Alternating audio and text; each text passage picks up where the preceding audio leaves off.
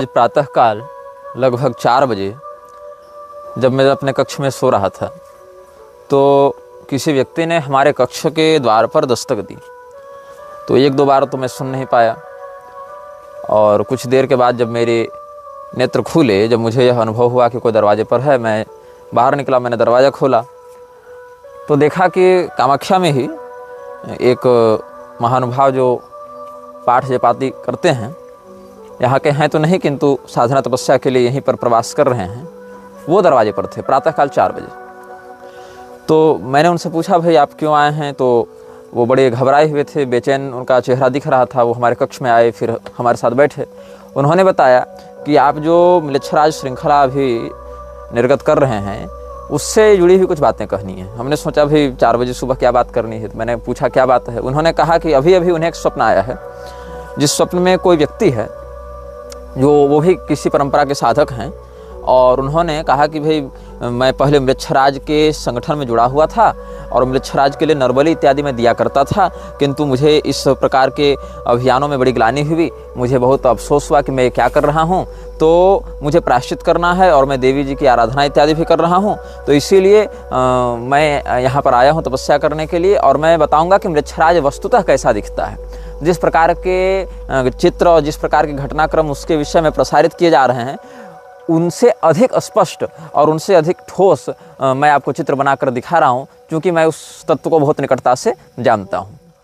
साधक जी ने हमें बताया कि स्वप्न में जो व्यक्ति उनसे मिले, उन्होंने बताया कि वो ये सब तामसी विद्याएं, पैशाचिक विद्याएं सीखने के लिए अफ़गानिस्तान के क्षेत्रों में गए थे, और वहाँ से ये सारी विद्याएं, काली शक्तियाँ वो सीख कर जगा कर आए थे और उसी की आराधना करते थे। किंतु उसके मार्ग में चलते हुए इन्हें आत्मग्लानि हुई, इन्हें यह बोध हुआ कि मैं तो बहुत ही नकारात्मक मार्ग पर निकल पड़ा हूँ। तो फिर भगवती की आराधना करते हुए धीरे धीरे उस मार्ग से मुक्त होने का वो प्रयास कर रहे थे। तो उन्होंने एक श्वेत वर्ण के दीवार पर उसका चित्र बनाकर दिखाया कि वस्तुतः वो कैसा दिखता है। तो उसमें भी 2 शक्तियाँ थीं, एक जो वाहन के रूप में है और एक जो उसके ऊपर सवार है। तो जहाँ मैंने आपको आर्द्र म्लेच्छ और उसके भीतर बैठे हुए अनाम म्लेच्छ के बारे में बताया था, वहाँ पर भी ऐसा ही भाव है कि एक उसको ढो रहा है और दूसरा उसके ऊपर सवारी कर रहा है। अब भौतिक रूप से सवारी कर रहा है कि सांस्कारिक रूप से सवारी कर रहा है, ये सब शक्तियाँ स्थूल रूप में तो कूटस्थ होती नहीं है कि भाई हाथ है तो इतना ही बड़ा होगा, पैर होगा तो इतना ही बड़ा होगा। ये सब कामरूप शक्तियाँ हैं, अपनी इच्छा के अनुसार रूप, आकृति और भाषा, स्वर इत्यादि को परिवर्तित करने का सामर्थ्य रखती हैं ये सब शक्तियाँ। तो उन्होंने जो चित्र बनाया और वो जो साधक प्रातःकाल मुझसे मिलने आए थे, उन्होंने जो बताया, वो लगभग 7 फीट का एक पुरुष, जिसकी ऊपरी खाल नहीं है, ऊपर की चमड़ी नहीं है, उसकी जो मांसपेशियाँ वो दिखती हैं, ऊपरी खाल नहीं है। 7 फीट का एक पुरुष जो सामान्य हट्ठा कट्ठा है, और उसका मस्तक किस प्रकार का दिखता है इतना तो वो नहीं देख पाए। और उसके ऊपर मतलब उस 7 फीट का पुरुष वाहन के समान है, पुरुषाकार वाहन है जो ढो रहा है, और उसके ऊपर एक पिशाच सवार है जिसके 3 मस्तक हैं कंधे पर। एक पिशाच सवार है जिसके 3 मस्तक हैं, मैंने लिख लिया था, और 2 फीट का ही है लगभग। वो बौना पिशाच है, वो लगभग 2 फीट की ही ऊंचाई का है, बहुत काले रंग का है, उसके पंख इत्यादि भी हैं काले रंग का है। उसकी आंखें जो हैं वो बाहर की ओर टपकती हुई लगती हैं, जैसे उल्लू जब अपनी आंखों को फैला कर देखे या मधुमक्खी जब अपनी आंखों को फैला कर देखे तो उसकी आंखें बाहर की ओर निकली हुई दिखाई पड़ती हैं, वैसे ही इसकी आंखें बाहर की ओर निकली हुई हैं। और काले रंग का 2 फीट का लगभग बौने आकार का एक पतला पतला सा शरीर वाला 3 मस्तक का पिशाच उस 7 फीट वाले पुरुषाकार वाहन के ऊपर बैठा हुआ है। और यही उन दोनों तत्वों का एक साकार विग्रह जो स्वप्न में उन साधक को दूसरे किसी साधक ने अंतश्चेतना के माध्यम से संपर्क करके बताया, वो सुबह 4 बजे मेरे कक्ष में आकर वर्णन करके हमें बता रहे थे। वीडियो के कमेंट बॉक्स में आकर, चाहे फेसबुक हो, चाहे यूट्यूब हो, चाहे अन्य लोग जो अपने चैनल पर इस वीडियो को अपलोड कर रहे हैं, उन सभी लोगों के कमेंट बॉक्स में आकर बहुत से धूर्त लोग यह कहने में लगे हुए हैं कि शुक्राचार्य ही यहोवा है, तो शुक्राचार्य ही म्लेच्छराज हैं, शुक्राचार्य ही म्लेच्छ के गुरु हैं। वो म्लेच्छ के गुरु नहीं, वो असुरों के गुरु हैं। पहले इस बात को समझो, म्लेच्छ अलग हैं, असुर अलग हैं। असुरों की सत्ता में बहुत छोटे स्तर पर आते हैं म्लेच्छ, और खुद को कुछ लोग रिसर्चर बता रहे हैं कि हम लोग इसमें रिसर्च कर रहे हैं। और ऐसे ऐसे मूर्ख अनपढ़ रिसर्चर जो कि कहते हैं कि भविष्य पुराण का नाम तो 18 पुराणों में कहीं नहीं है। अरे मूर्ख, तुम देवी भागवती देख लेते, जहाँ भद्वयम शब्द आया है, जहाँ 18 पुराणों की बात है, वहाँ भद्वयम, भ नाम वाले 2 पुराण, भविष्य पुराण और भागवत पुराण, ऐसे समझा जाना चाहिए। मद्वयम भद्वयम च व्रतत्रयम व चतुष्टयम अनापलिंग कुष्कानि ये जो वहाँ श्लोक है, यहाँ पर 18 पुराणों का संकेत है। वहाँ भद्वयम शब्द से भागवत और भविष्य इन दोनों पुराणों का संकेत किया गया है। और श्रीमद् भागवत आदि में भी देख लो, अन्यान्य पुराणों में भी देख लो। किस बात के रिसर्चर हो जी तुम, जो तुमको 18 पुराणों का नाम नहीं पता है? और जिसको 18 पुराणों का नाम नहीं पता है, संदर्भ नहीं पता है, वो सीधे सीधे किसी पुराण को प्रामाणिक या अप्रामाणिक कहने आया है। तो ऐसे ऐसे अनपढ़ लोग हिंदू धर्म में घुसे हैं ज्ञान देने। बहुत दयनीय स्थिति है। और हो भी क्यों नहीं, यहाँ तो ऐसे ऐसे मूर्ख महामंडलेश्वर और जगतगुरु बने हुए हैं जिनको नेताओं की चापलूसी और अपने महिमा मंडन से फुर्सत नहीं, लड़की नचाने से फुर्सत नहीं। ऐसे ऐसे लोग सन्यासी बने हुए हैं। और हिंदू भी धर्म के ज्ञान के लिए जाएगा कहाँ? तो इंटरनेट में जाएगा। और इंटरनेट में यही सब सारे लोगों ने कचड़ा भर रखा है। जो जिज्ञासु होता है वो तद्विधि प्रणिपातेन परिप्रश्नेन सेवया, सेवा प्रणिपात समर्पण तपश्चर्या का आश्रय लेकर सदगुरु के पास जाता है कि इंटरनेट के पास जाता है? तो इंटरनेट से प्राप्त हुआ ज्ञान तो विकृत और असत्य और यथार्थ ही होगा। अब कुछ लोग ऐसा कर रहे हैं कि म्लेच्छराज के टॉपिक को उठाकर काल्पनिक बातें चेप रहे हैं। इनमें से मुझे सूचना प्राप्त हुई कि कुछ लोग तो हमारे भी पूर्व समर्थक रहे थे, जो बाद में सैद्धांतिक विरोध के कारण, जिनसे हमने सैद्धांतिक टकराव झेला और जिनकी पोल हमने खोली, वो सब फेसबुक छोड़कर भाग गए थे। और बाद में फिर फेसबुक पर आए हैं म्लेच्छराज के विषय में बताने कि वसुधा और पिंगल और किसका किसका तो है ऐसा, वो अपने म्लेच्छत्व के विषय में स्पष्ट कर रहे थे। कहते हैं कि वसुधा और पिंगल का पुत्र वर्तमान में म्लेच्छराज है और कलयुग के अंश से अवतरित है। वो जन्मना आर्य है, म्लेच्छ नहीं है। देखो, वो जन्मना आर्य नहीं है, जन्मना म्लेच्छ ही है। अब आर्य शब्द से ऐसा देखोगे तो जितने भी दैत्य हैं वो तो कश्यप जी की संतान होने से द्विजवत ही माने गए हैं बहुत स्थानों पर। तो ऐसा थोड़े कि उन सबको हम ब्राह्मण कह दें। और जितने भी म्लेच्छ हैं उनको असंस्कृत होने से ही अनार्य कहा गया है। तो अनार्य जो व्यक्ति है वो आर्य नहीं हो सकता है, चाहे जन्म की दृष्टि से वो कुछ भी रहा हो पहले, लेकिन संस्कार शुद्धि न होने के कारण वो नष्ट ही हो जाता है संस्कार की दृष्टि से। अब ये लोग कह रहे हैं कि भाई वो तो प्रधानता से वेद मार्गी है और प्रधानता से वैदिक प्रयोगों से ही शक्तियाँ प्राप्त किया हुआ है। देखो, वेद की शक्तियों का प्रयोग करके, वैदिक मंत्रों का प्रयोग करके वो शक्तियाँ प्राप्त नहीं कर रहा है। वो विशुद्ध रूप से पश्चिमामनाय के ही आगमों का प्रयोग कर रहा है। और यहाँ पर भी मेरी बात को चुरा कर ये कहते हैं कि फिर उसने सहस्र वर्षों तक भगवान रुद्र की पश्चिमामनाय के पैशाच संप्रदाय से उपासना करके संपूर्ण विश्व पर एकाधिपत्य करने का वर प्राप्त करके देवताओं के बल को छीण करने के लिए अपने अनुचरों के द्वारा भारत के आर्य धर्म के नाश में लगा हुआ है। पैशाच मार्ग का तो केवल उत्थापक और व्यवस्थापक है। अपने अनुयायियों के हितार्थ उसने पैशाच मार्ग का प्रवर्तन किया। अब जिस व्यक्ति ने ये लिखा है वो स्वयं से कुछ लिखने का सामर्थ्य रखता नहीं है। एक सेठ के लेखों को चुरा कर लिखा करता था। बाद में उसने अपने अनुयायियों के मन में भ्रम डाला कि हम तो बहुत बड़े साधक हैं, तपस्वी हैं, हिमालय में जाकर तपस्या कर रहे हैं, हम अपना फेसबुक व्हाट्सएप सब बंद कर रहे हैं, और लोगों को ब्लॉक कर दिया ताकि लोग उसको ऑनलाइन न देख सकें। और जब इस समय उसने देखा कि लोग तो मेरी चर्चा करना छोड़ रहे हैं, भूलते जा रहे हैं, तो अपनी लोकेशना में उसने म्लेच्छराज वाले टॉपिक उठाया और मनमानी बातें वैसे ही लिखने लगा। जिस प्रकार से पहले वो अपने संप्रदाय के विषय में या अपने आध्यात्मिक शक्तियों के विषय में या अपने अवतार के विषय में या अन्य विषयों में किसी मान्य संप्रदायाचार्य के क्लोन होने के विषय में, किसी मान्य संप्रदायाचार्य के कलयुगी एजेंट होने के विषय में जैसे बकवास करता था, काल्पनिक ग्रंथों के नाम पर काल्पनिक बातें प्रसारित करता था, वैसे यहाँ पर भी करने लगा। तो ऐसे लोगों से सावधान रहना चाहिए। अपने आप को महिमा मंडित करने के लिए कुछ भी ये लोग अप्रामाणिक और अपुष्ट रूप से प्रसारित करते रहेंगे और लोगों को भ्रमित करते रहेंगे। लाइव आने का ढोंग, अपनी चेहरा, अपनी पहचान को छिपा कर ये लोग नकली बातों से लोगों को भयाक्रांत करते हैं। कहते हैं हम लाइव आकर अपने वास्तविक चेहरे को दिखाएंगे, वो भी नहीं दिखाते।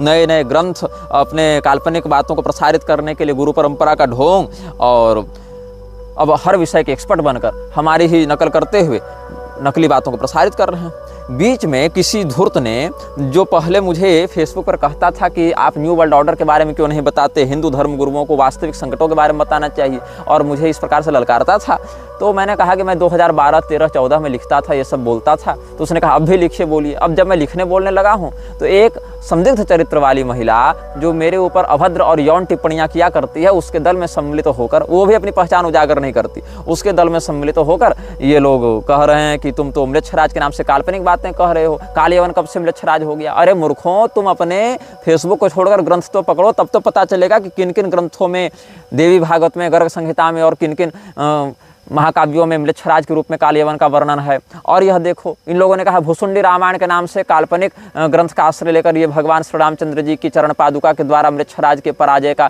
काल्पनिक व्याख्यान कर रहा है निग्रहाचार्य। अरे मूर्खों, मैं भुसुंडी रामायण के दक्षिण खंड से बता रहा हूँ, 51वां 52वां अध्याय पढ़ो और भुसुंडी रामायण कोई काल्पनिक ग्रंथ नहीं है। भुसुंडी रामायण एक प्रामाणिक प्राचीन धर्मशास्त्र है और स्वामी करपात्री जी ने रामायण मीमांसा में भुसुंडी रामायण को प्रामाणिक धर्मशास्त्र के रूप में, प्राचीन रामायण के रूप में मान्यता दी है। तुम जिस परंपरा के सदस्य होने का ढोंग करते हो, उसी परंपरा के आचार्य के द्वारा प्रमाण के रूप में स्वीकृत किए ग्रंथों पर भी तो कम से कम श्रद्धा रखना सीखो। अच्छा, इसमें एक विषय और आया था बीच में जो कि मैं नहीं बताना चाहता था, लेकिन फिर भी कुछ लोग पूछ रहे थे तो बता दूंगा। जो मौन नरपतियों का 300 वर्षों का कार्यकाल है, उसमें बीच में राजतंत्र भी रहेगा और कहीं कहीं लोकतंत्र भी रहेगा, दोनों का मिश्रित काल चलेगा। अब लोग पूछेंगे कैसे? ऐसे कि जिस समय औरंगजेब का शासन दिल्ली में था, उसी समय शिवाजी महाराज का शासन महाराष्ट्र में था, तो समानांतर रूप से जो उनका हिंदवी स्वराज था वो भी आगे बढ़ रहा था और उधर से मुगल सत्ता भी अपना कार्य कर ही रही थी, तो दोनों का काल समान हो गया। तो लोग कहेंगे कि तुम एक बात स्पष्ट करो कि उस समय शिवाजी का शासन था कि उस समय औरंगजेब का शासन था? शासन तो दोनों का था, अपने अपने क्षेत्रों में, समग्रता से तो दोनों का नहीं था, अपने अपने क्षेत्र में दोनों का विस्तार था, बीच बीच में भिड़ंत संघर्ष इत्यादि होते रहते थे, जहाँ जहाँ सीमा का टकराव होता था। वैसे ही एक राजतंत्र के पुरोधा महाराज देवकर्ण भी आएंगे। देवकर्ण के विषय में हमने मंदसौर की धर्मसभा में, या मुझे लग रहा है कि और भी अन्य स्थानों पर खाचरोद इत्यादि के धर्मसभा में भी हमने संकेत किया था। तो देवकर्ण के विषय में भी हम आपको बता दें कि एक राजा देवकर्ण होंगे, और वो कब होंगे, कहाँ होंगे? तो आर्जिक नामक राजा के पुत्र देवकर्ण गंगोत्री वाले शिखर पर जाकर हिमालय में 12 वर्षों तक तपस्या करेंगे। तस्य पुत्रो देवकर्णो गंगोत्रगिरि मूर्धनि द्वादशाब्दं तपो घोरम तेपे राज्य विवृद्धये तदा भगवती गंगा तपसा तस्य धीमतः स्वरूपम स्वेच्छया प्राप्य ब्रह्मलोकम जगामः कुबेरश्च तदागत्य दत्त्वा तस्मै महत्पदम् आर्याणां मण्डलीकं च तत्रैवान्तर्धीयत मण्डलीको देवकर्णो बभूव राज्य जनपालकः षष्ट्यब्दं च कृतं राज्यं तेन राज्ञा महीतले तदन्वयेष्ट भूपाश्च बभूवुर्देवपूजकाः द्विशताब्दं पदं कृत्वा स्वर्गलोकमुपाययुः एकादशश्च यो मौनः पन्नगारिरिति श्रुतः 40 वर्षाणि राज्यं कृत्वा प्रयत्नतः स्वर्गलोकं गतो राजा पन्नगैर्मरणं गतः एवं च मौन जातीय कृतम राज्यम महीतले। यहाँ पर जो राजा आर्जिक हैं, उनके पुत्र देवकर्ण का वर्णन भविष्य पुराण में प्राप्त होता है। भविष्य पुराण में बहुत से विषय भूतकालिक गति से लिखे गए हैं, मतलब कि हम ऐसी भाषा में लिख रहे हैं जो भूतकाल में घटनाएं घटित हो चुकी हैं उनके लिए बताया जाता है। इसके पीछे एक और कारण है। भविष्य पुराण के नाम के पीछे दो बातें हैं। एक है भविष्य में होने वाली घटनाओं का वर्णन करने वाला पुराण, यह भी एक सामान्य अर्थ है। दूसरा एक रहस्यार्थ है, भविष्य के लोग इन घटनाओं के विषय में कैसे चर्चा करेंगे। भविष्य में इस पुराण के विषय में जब चर्चा की जाएगी तो लोग किस प्रकार के संवाद का प्रयोग करेंगे। तो लोग कहेंगे कि अमुक काल में अमुक राजा हुआ था, तो भविष्य के लोग ऐसी शैली में चर्चा करेंगे। इस भाव से भी भविष्य पुराण कहा जा सकता है। और कल्कि पुराण की भी जो कथावृत्ति सुखदेव जी ने वर्णित की है, अनुभागवत भी कहा जाता है कल्कि पुराण को, वहाँ भी ऐसी शब्दावली का प्रयोग किया गया भूतकालिक रीति से, जैसे लगे कल्कि अवतार हो चुका है। तो भगवान की कुछ लीलाएं भविष्यत गति से, कुछ भूतकाल की गति से आचार्यों ने वर्णित की हैं, क्योंकि वो त्रिकालदर्शी होते हैं। तो जो व्यक्ति त्रिकालदर्शी होता है उसके लिए भूत भविष्य वर्तमान सब प्रत्यक्ष के ही समान प्रतीत होता है। तो हम बता रहे थे राजा देवकर्ण के विषय में। देवकर्ण महाराज जिस समय आएंगे उसके 200 साल तक मौन नरपतियों का भी शासन रहेगा। मतलब आप इसको ऐसे समझ सकते हैं कि लगभग भारतीय लोकतंत्र के आप समझ लीजिए कि 125 साल के आसपास देवकर्ण का राज्य प्रारंभ हो जाना चाहिए इस भविष्यवाणी के अनुसार। और 12 वर्ष तक वो तपस्या करेंगे, भगवती गंगा की आराधना करेंगे गंगोत्री में जाकर, और वहाँ भगवती गंगा कुबेर जी के माध्यम से उनको पुनः राज्य पद का वरदान प्रदान करवाएंगे, ऐश्वर्य प्रदान करेंगे, क्योंकि ऐश्वर्यहीन व्यक्ति राजा नहीं हो सकता है, उसके लिए चाहिए पैसा, उसके लिए चाहिए वैभव। तो कुबेर जी की कृपा से उनको वैभव प्राप्त होगा। और कब तक ये राज्य करेंगे? तो इनकी 8 संततियाँ, मतलब 8 पीढ़ियाँ, इनके सीधे 8 पुत्र नहीं, इनकी 8 जनरेशन्स, इनकी 8 पीढ़ियाँ भारत में 200 वर्षों तक राज्य करेंगी। तो 200 वर्षों तक जब ये लोग राज्य करेंगे तो अंतिम राजा का जो नाम होगा, ये जो स्वयं जो देवकर्ण होंगे उनका राज्य लगभग 60 वर्षों तक चलेगा। और फिर 200 वर्षों तक कुल इनका जो, ये भी मौन नरपतियों की ही श्रेणी में उसी कालखंड में आ जाएंगे। तो 11वां जो होगा इनके मौन नरपतियों के पीढ़ी में, उसका नाम होगा पन्नगारी, और वो 40 वर्षों तक इस पृथ्वी का राज्य भोगेगा, इस भारत भूमि का राज्य भोगेगा। और उसके बाद सर्पों के ही द्वारा उसको मृत्यु प्राप्त होगी, पन्नगैर मरणम गतः। और यहाँ पर स्वर्गलोकम गतो राजा पन्नगैर मरणम गतः, और इस प्रकार से मौन नरपतियों का जब शासन समाप्त होगा तब हम जो पिछले अनुभागों में आपको बता चुके थे अन्य राजाओं का वर्णन, जहाँ पर धर्मवर्मा, रामचंद्र इत्यादि नाम के कुछ राजा होंगे और अंत में भूत नंदी होगा। तो भूत नंदी कब आएगा? जब 2264 विक्रम संवत होगा। अभी 2081 समाप्त होने वाला है। 2264 विक्रम संवत में भूत नंदी राजा बनेगा जो 50 साल राज्य करेगा। फिर उसके बाद शिशु नंदी राजा बनेगा जो 20 साल राज्य करेगा। फिर यशो नंदी राजा बनेगा जो 25 साल राज्य करेगा। फिर प्रवीरक राजा बनेगा जो 106 वर्ष राज्य करेगा, जो 11 वर्ष राज्य करेगा। तो 50, 20, 25 और 11, 106 वर्ष का हो गया। उसी समय अफगानिस्तान के क्षेत्र में म्लेच्छ की सेना और यशोनंदी और प्रवीरक की सेना का युद्ध होगा, जिसमें एक ही महीने में 1 लाख म्लेच्छ मरेंगे और 60,000 भारतीय सैनिक मरेंगे। जिसके बाद यशोनंदी को अपनी पुत्री जालवती का कन्यादान करके म्लेच्छराज घुसपैठ करेगा। उससे होने वाली बाहलिक इत्यादि संतानें भी म्लेच्छ कहलाएंगे। युद्ध से तो यहाँ जीत नहीं पा रहा है म्लेच्छराज, तो उस समय क्या करेगा? घुसपैठ करके पारिवारिक रिश्ता जोड़कर उसके खून को विकृत करेगा और वहाँ अपने नाते के माध्यम से वो पारिवारिक घुसपैठ करके भारत पर कब्जा कर लेगा। उसके बाद बाहलिक इत्यादि 13 पीढ़ी तक 400 वर्षों तक जिसका वंश राज्य करेगा।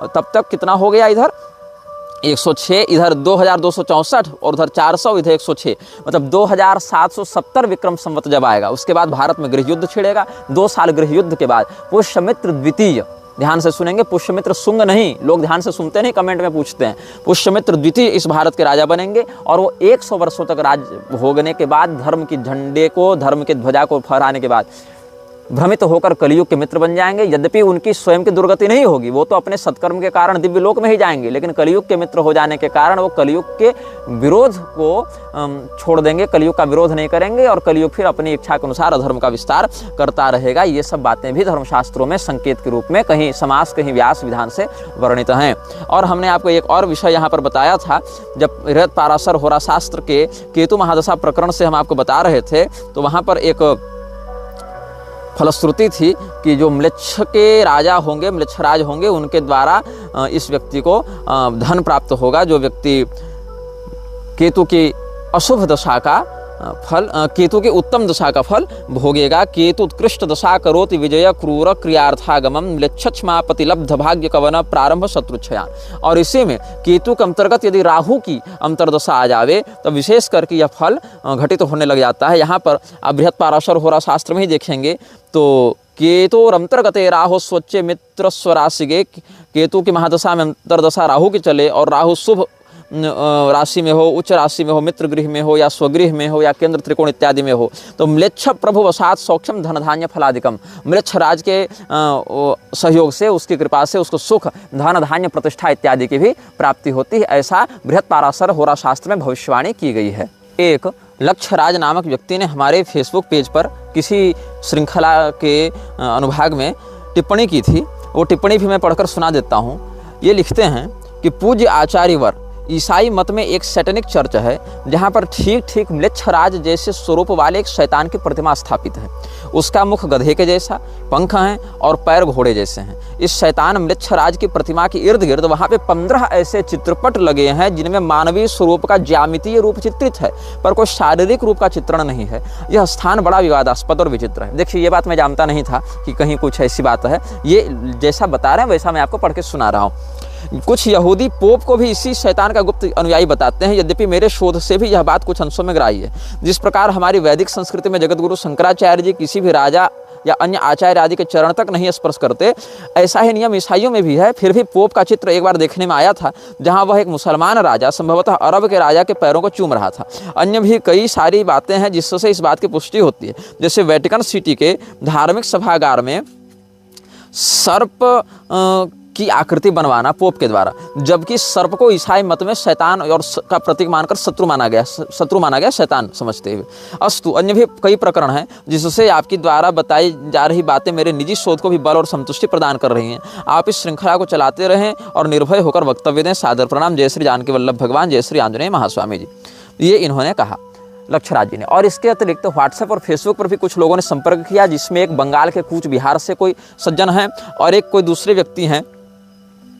और इन्होंने ऐसा हमको संदेश भेजा है। एक दूसरे व्यक्ति जो हैं वो अन्य बहुत लंबे चौड़े उन्होंने मैसेज भेजे हैं और उन्होंने बहुत कुछ म्लेच्छराज के विषय में खुलकर बताया और कहा है कि इनका वंश कई पीढ़ियों से म्लेच्छराज से टकराता रहा है। इन्होंने ऑडियो में भी बहुत सारी बातें बताई हैं, जिसको मैं समयानुसार प्रकाशित करूंगा यदि आप लोगों की बुद्धि का स्तर वैसा दिखा। और बहुत कुछ इन्होंने लिख कर भी भेजा है, चित्र इत्यादि भी भेजे हैं। अपने पिताजी के जो भारतीय सेना में पूर्व कमांडो रहे थे और 1965, 67 और 71 तीनों में युद्ध लड़े हैं, पाकिस्तान, चीन और बांग्लादेश के साथ। अब तो ये परलोक चले गए। अपनी माता जी का ये चित्र भेजते हैं, अपना और अपनी पत्नी का चित्र भेजते हैं।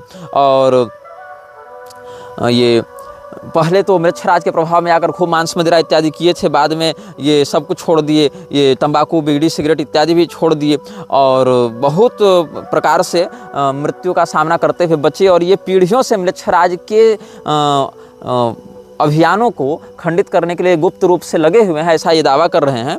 और बहुत कुछ मिलकर भी ये बात करना चाहते हैं। कहते हैं कि मैं सारी बात तो यहाँ पर नहीं बता पाऊंगा। मिलिट्री ग्रेड आर्टिफिशियल सैटेलाइट्स भी हर इंसान को डिस्टिंक्ट ब्रेन सिग्नेचर को पहचानती हैं और फियर, एंजाइटी, डिप्रेशन इत्यादि सब रोग दोष इत्यादि को भी ट्रांसमिट कर सकती हैं। इसीलिए मैं ऑडियो पर बहुत कुछ नहीं बताऊँगा और सब कुछ आपको लिख कर भेजता हूँ।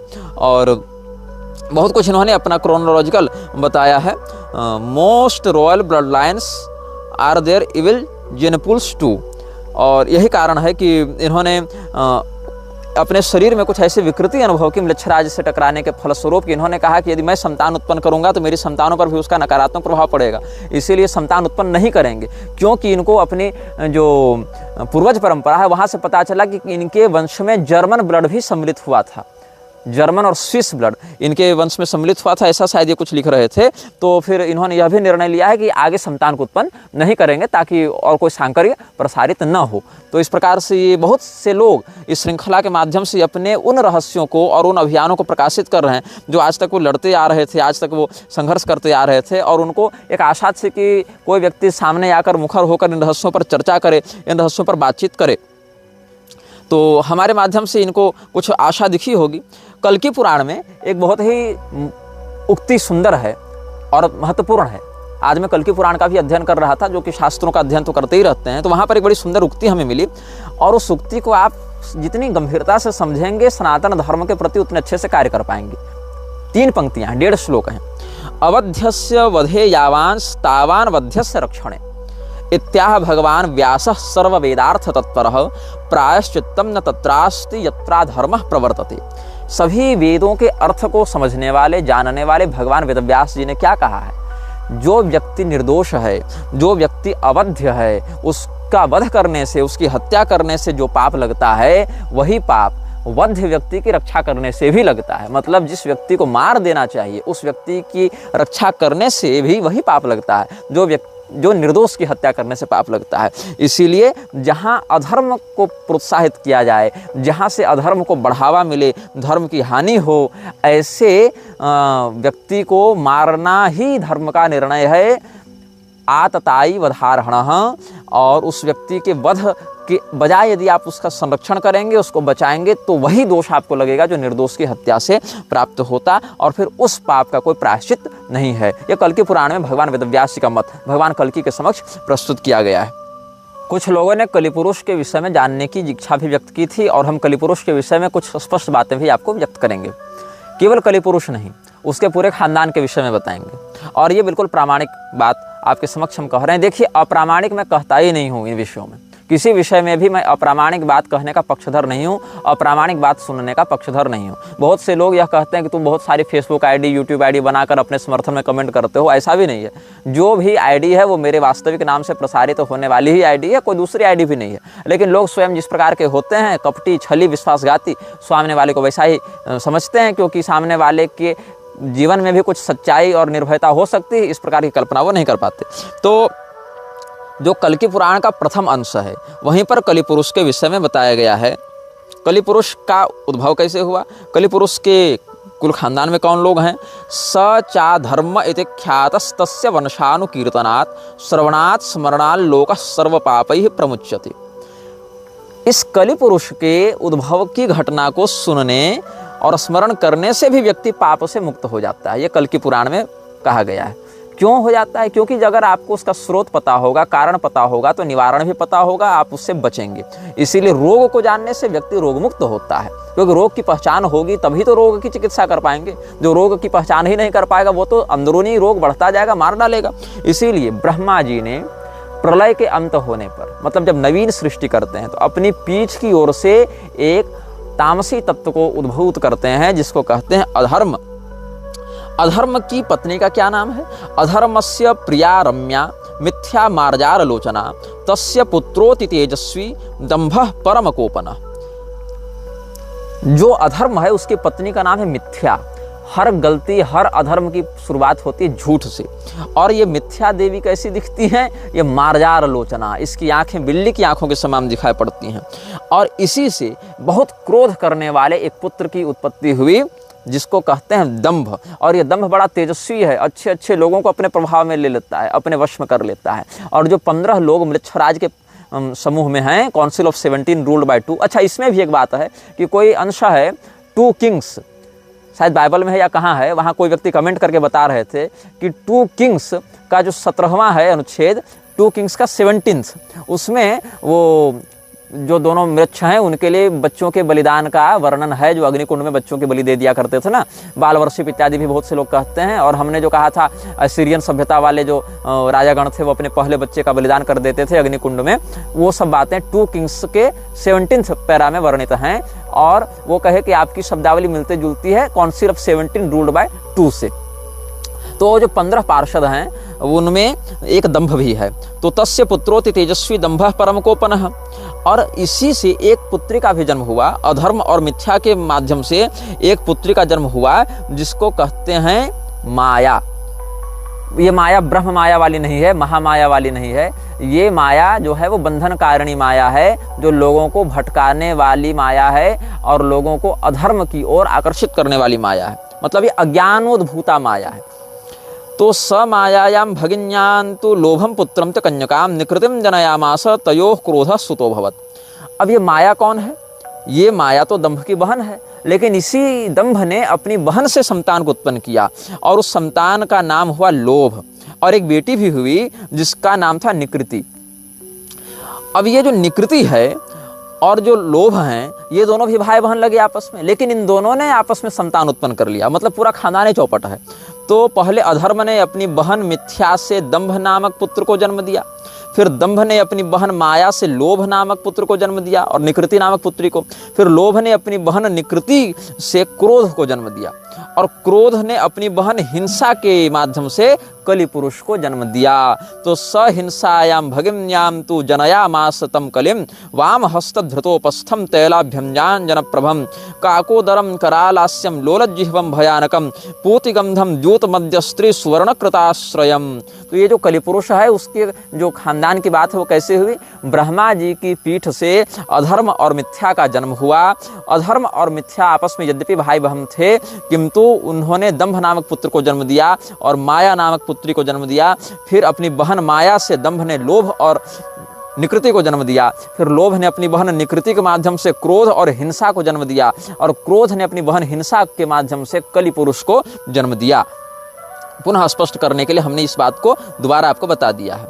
अब ये जो बुद्धि को, विवेक को नष्ट करके व्यक्ति को भ्रमित करने वाली उन्माद कारिणी जो शक्ति है, उसी को यहाँ माया शब्द से समझा जाना चाहिए। और उसी माया और अधर्म के पूरे ये वंशज हैं। और यह जो कलि पुरुष है उसका स्वरूप कैसा बताया गया कल के पुराण में? अपने बाएं हाथ में उपस्थ भाग को धारण करके।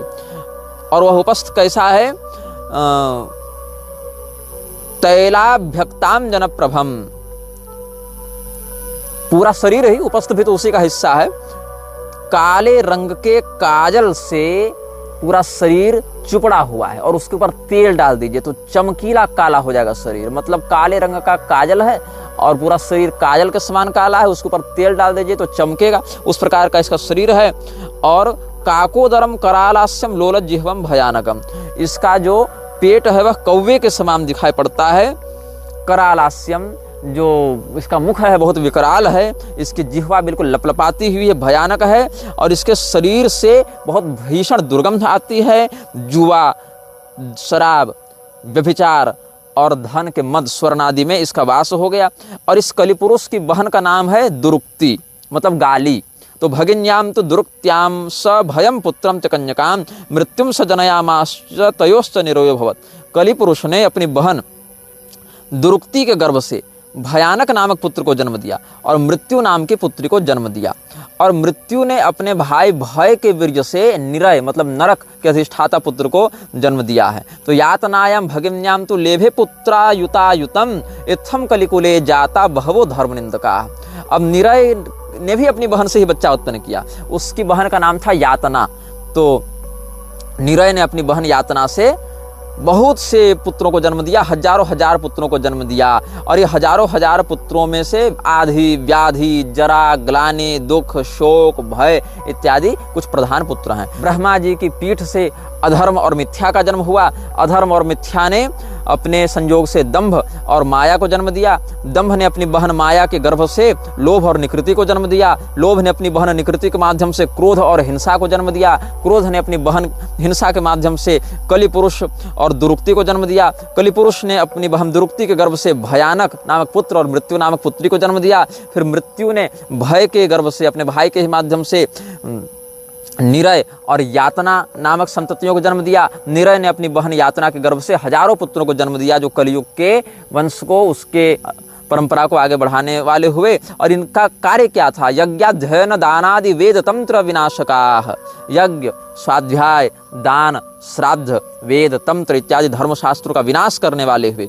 और कलिराजानुगाश्चेरुर्यूथसो लोकनाशकाः बभूवुः काल विभ्रष्टाः क्षणिकाः कामुका नराः दंभाचार दुराचारास्तात मातृविहिंसकाः वेदहीना द्विजादीना शूद्र सेवा पराः सदा। ये धर्म निंदक आधि, व्याधि, जरा, ग्लानि, दुख, शोक, भय का आश्रय लेकर यज्ञ, स्वाध्याय, दान, धर्म, श्राद्ध, वेद, तंत्रादि धर्मशास्त्रों का विनाश करने वाले हुए। लोक विनाशी, यूथ के यूथ, झुंड के झुंड, ये सब कलिराज के, कलिपुरुष के जो अनुचर हैं, वो जो कलिराज के जो सेवक हैं, उन्होंने मनुष्य शरीर को धारण करके इस सृष्टि का विनाश करना आरंभ किया है, कामुक और क्षणभंगुर शरीर को धारण करके। और दंभी, दुराचारी, माता पिता का तिरस्कार करने वाले, ये सब ब्राह्मणों के घर में जन्मने लगे। आज भी आप देखें कि तो अधिकांश जो वामपंथी हैं, वो उसमें से जो बड़ी संख्या ब्राह्मणों की है। ये सब ब्राह्मण नहीं है, ये सब ब्राह्मणों के वेश में आए हुए असुर हैं, जो सत्यनिष्ठ, तपोनिष्ठ, शास्त्रनिष्ठ और सदाचारी, संयमी, धीर व्रती ब्राह्मण कुल में उत्पन्न सदाचारी होगा, वही ब्राह्मण माना जाएगा। केवल ब्राह्मण कुल में जन्म लेने मात्र से अगर वो ब्राह्मण संपूर्णता से अभिव्यक्त हो जावे, तो फिर देवी भागवत की भविष्यवाणी निष्फल हो जाएगी, जहां पर दुष्कृत के फलस्वरूप राक्षसों का ब्राह्मण कुल में कलयुग में जन्म लेना भी वर्णित है। तो ऐसे ब्राह्मणों का लक्षण क्या होगा? वो दंभ दुराचार में रहेंगे, शूद्रों की सेवा करेंगे, वेद ज्ञान से विहीन होंगे, कुतर्कवाद बहुला धर्म विक्रयणो धमा, वेद विक्रयणो ब्रात रस विक्रयणस्तथा मांस विक्रयण क्रूरा शिष्णोदर परायणाः परदार रता मत्ता वर्ण संकर कारकाः। धर्म बेचने वाले होंगे, वेद बेचने वाले होंगे, हर बात में कुतर्क करने वाले होंगे, नमक इत्यादि का व्यापार करने वाले होंगे, मांस बेचने वाले होंगे, ब्रात्य हो जाएंगे, यज्ञोपवीत संस्कार इत्यादि को नहीं मानेंगे, केवल लिंग और पेट की संतुष्टि को ही प्रधानता देंगे, दूसरे की स्त्री श्रवण करने वाले होंगे, शराब पीने वाले होंगे, वर्ण संकर संतान को उत्पन्न करने वाले होंगे, ह्रस्वाकारा पापसारा षठा मठ निवासिनः षोडशाब्दायुषः शाल बांधवा नीच संगमाः। ये लोग ह्रस्वाकार होंगे, पाप परायण होंगे, धूर्त शठ होंगे, मठों में रहने वाले हो जाएंगे। मठाधीश, महामंडलेश्वर, ये सब देख रहे हो ना, जगत गुरु बने घूम रहे हैं। इनमें से 100 अगर मठाधीश हैं, उसमें 95 मठाधीश तो ऐसे ही हैं, बस 5 ही कोई विशुद्ध परंपरा का शास्त्री मिल जाए। तो अभी क्या हुआ, कुंडली श्रृंगेरी के नाम से एक जो मठ है, वहाँ पर जो कोई दत्तराज देश पांडे बना हुआ है, शंकराचार्य, पहले आरएसएस का प्रचारक था, आरएसएस का एजेंट था, वहाँ शंकराचार्य बन गया। और जो हमने उसका विरोध किया, तो शंकर परंपरा के ही लोग हमको गाली देने आए थे कि तुम शंकराचार्य परंपरा का विरोध करते हो। वो तो देखो सांगोपांग ऋग्वेद पढ़ा हुआ है, 10 ग्रंथि पढ़ा हुआ है परंपरा से। तो हमने भाई कहा कि भाई क्या पढ़ा है क्या नहीं पढ़ा है, उसके साथ साथ उसकी क्रिया और उसका परिणाम भी तो देखो। तो अभी नागपुर में उसने 3 दिन की सभा की, उसमें खूब उसने अविधि पूर्वक मांसाहार का समर्थन किया। देवेंद्र फडणवीस वहीं बैठा हुआ था। तब ये लोग को झटका लगा कि ये क्या कह रहा है। हमने कहा तुमको जो बात आज समझ में आ रही वही बात तुम साल भर से चिल्ला रहे हैं। तब तो तुम लोग कह रहे थे निग्रहाचार्य संतों को गाली देता है, हमारे मठाधीश को, शंकराचार्य परंपरा को गाली देता है। परंपरा को गाली थोड़ी दी हमने, परंपरा में जो ये सब सठा मठ निवासी न घुसे हुए उनको ना हम कह रहे थे। तो तुम लोग को सारी बात समझ में आती है, लेकिन जब तक समझ में आती है तब तक वो समय बीत चुका होता है, हमको तुम लोग पर्याप्त गाली दे चुके होते हो। तो विवाद कलह क्षुब्धा केश वेश विभूषणा कलौ कुलीना धनिनः पूज्या वा धूषिका द्विजा संन्यासिनो गृहासक्ता गृहस्थास्त्व विवेकिनः गुरु निंदा परा धर्म ध्वजनः साधु वंचका। विवाद कलह इत्यादि में क्षुब्ध, केवल साज श्रृंगार मेकअप में आसक्त, धनी कुलीन और ब्याजग्राही ब्राह्मण ही कलयुग में पूजनीय होने लगे हैं। सन्यासी लोग गृहस्थ धर्म के अनुरागी हो जा रहे हैं। देखो अभी कैलासानंद कैसे वो हर्षा छारिया को एकदम अपने पास बुलाने के लिए तड़प रहा है, और अवधेशानंद और रविंद्रपुरी जैसे म्लेच्छ समर्थक उसका कैसे समर्थन कर रहे हैं। पूरा अखाड़ा परिषद आ गया है उसके समर्थन में। एक हीरोइन को नचाने के लिए सारे लोग अपनी लंगोटी खोलकर दौड़े चल रहे हैं, देख लो। और क्या है, महामंडलेश्वर जगत गुरु ब्रह्मनिष्ठ संत हैं ये लोग। तो ये सब धर्म ध्वजन साधु वंचका, ढोंगी, संसार को ठगने वाले, केवल धर्म के नाम पर पाखंड फैलाने वाले ये सब लोग हैं। ये सब बातें हैं। वाचालत्तम च पांडित्य शोर्थ धर्म सेवनम, ये सब बातें हैं। बहुत बोलने वाला व्यक्ति पंडित हो जाएगा, यश प्राप्ति की इच्छा से धर्म प्रचार करने लगेंगे। धनाढ्यत्वम च साधुत्वे दूरे नीरे च तीर्थता सूत्र मात्रेण विप्रत्वम दंड मात्रेण मस्करी। जो धनवान है वही साधु हो जाएगा, जो दूर देश की नदियां केवल वही तीर्थ मानी जाएंगी, अपने घर के बगल की गंगा यमुना को तो प्रदूषित कर देंगे। केवल जनेऊ टांग लेने से लोग कहेंगे हम ब्राह्मण हो गए, और केवल दंड धारण कर लिया तो कह देंगे सन्यासी हो गए। और क्या होगा, अल्पसस्या वसुमती नदी तीरे वरोपिता, नदी अपना किनारा छोड़कर बहेगी, पृथ्वी में अन्न उपजना बहुत कम हो जाएगा। स्त्रियों वेश्यालाप सुखा, स्त्रियां वेश्याओं के समान व्यवहार करके स्वयं को वेश्याओं के समान बाजारू बनाकर प्रदर्शन करने लगेंगी। सपुंसा त्यक्त मानसा, और अपने पति में अनुरक्त नहीं रहेंगी। परान्न लोलुपा विप्राश चंडाल गृह याजका, दूसरे से दक्षिणा और पैसा और सब यशो सम्मान इत्यादि, यशो सम्मान इत्यादि मिल जावे, खूब अन्न मिल जावे, इसके लिए चांडाल इत्यादि के भी घर में जाकर पुरोहित करने लगेंगे। स्त्रियां जो हैं वो स्वच्छंदाचरण प्रिया, जिस प्रकार से स्त्रियों का अनुशासन शास्त्र वर्णित करते हैं उस अनुशासन में नहीं, बल्कि मनमौजी अनुशासन मनमौजी आचरण वाली स्त्रियां हो जाएंगी। मेघ कहीं बारिश करेंगे कहीं नहीं करेंगे। प्रजा भक्षा नृपा लोका कर पीड़ा प्रपीड़िता, निर्मला सीतारमण, जो प्रजा है उसका भक्षण करने के लिए राजा तत्पर रहेंगे, और हर चीज में केवल टैक्स बढ़ाना ही इनका अभिष्ट कार्य होगा। हर चीज में टैक्स लगा दो, टैक्स लगा दो, यही सब कली पुरुष का कार्य है ना। और क्या होगा, एवं तो प्रथमे पादे कलेह कृष्ण वृंदका, भगवान कृष्ण की निंदा करने वाले लोग कलयुग के प्रथम चरण में होंगे। दूसरे चरण में तो भगवान कृष्ण का नाम भी लेने वाले लोग नहीं बचेंगे। द्वितीय तन्नाम हीना, तृतीय वर्ण संकरा, तीसरे चरण में परिपूर्णता से वर्ण संकर हो जाएंगे। और एक वर्णाश चतुर्थे च विस्मृताच्युत सत्क्रिया, और भगवान का पूजन भजन सब छोड़कर चौथे चरण में तो सभी एक वर्णी हो जाएंगे, मतलब सब के सब पूर्णतया म्लेच्छयी हो जाएंगे। ये सब बातें हम नहीं कह रहे, कल की पुराण में ये सब बातें बताई हुई हैं भविष्यवाणी के रूप में, और कली पुरुष के पूरे खानदान का हम आपके समक्ष वर्णन कर चुके हैं। यह वीडियो जल्द ही हटा दिया जा सकता है, कृपया थर्ड पार्टी ऐप्स का उपयोग करके डाउनलोड करें। आप इस वीडियो को अपने चैनल पर फिर से अपलोड भी कर सकते हैं।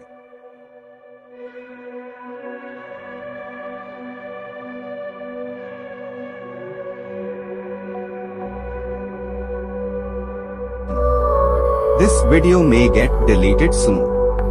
Please download using third-party apps. You may also re-upload this video on your channels. Thank you.